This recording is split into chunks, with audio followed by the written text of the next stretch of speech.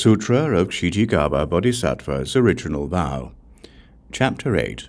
Praises of King Yama and his followers. Their mentor then said to them, "Take care, confused ones, never to go back into that road again. Once on it, it is hard to get off. It can destroy a person's very nature and life."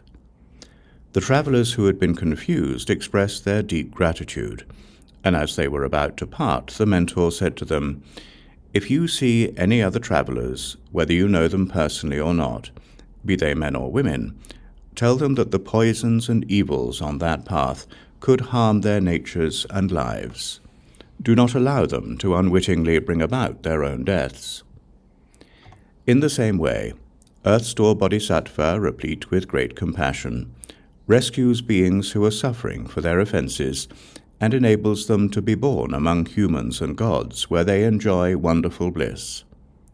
Once those offenders obtain release from the suffering they experienced in the paths where their karma took them, they should never go down those roads again.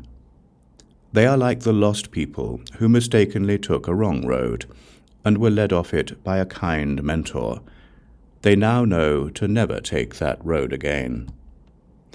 Moreover, they exhort others not to enter that road by saying, "We took that road ourselves when we got confused, but we escaped, and now we know better than to ever enter that road again.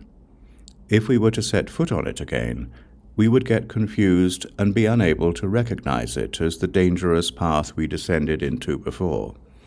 That being the case, we might lose our lives." The same holds true for falling into the bad destinies. Due to the powerful expedient means of Earth-Store Bodhisattva, beings can be freed and can gain rebirth as humans or gods. If they were to then turn around and enter into the bad destinies again, then those with heavy karmic bonds might remain in the hells forever, with no chance of escape.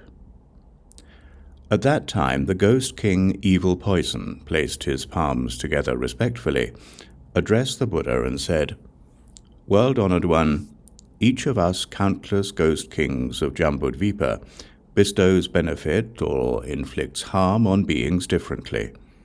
But our karmic retributions are such that we and our followers roam in the world, doing much evil and little good.